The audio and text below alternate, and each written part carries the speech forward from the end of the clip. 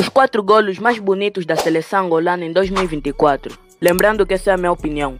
Em quarto temos esse golaço do Gelson Dalla, que simplesmente passou no meio de 5 jogadores da Mauritânia e fez essa cavada linda para humilhar o goleiro. No terceiro lugar, temos esse golo lindo feito pelo Milson. O lance começa numa arrancada do meio campo, que humilhantemente deixou seu adversário no chão, fazendo esse lindo golaço. No segundo lugar, temos esse golo de Gelson Dalla contra a Mauritânia. Cruzamento de Freddy e numa disputa de cabeceamento, a bola chega para Gelson Dalla fazendo esse golo acrobático.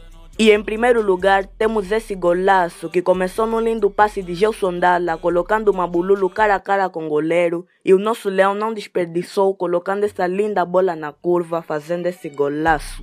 E já agora tem uma pergunta para vocês: quem é melhor, Zito Luvumbo ou Milson? Deixem nos comentários.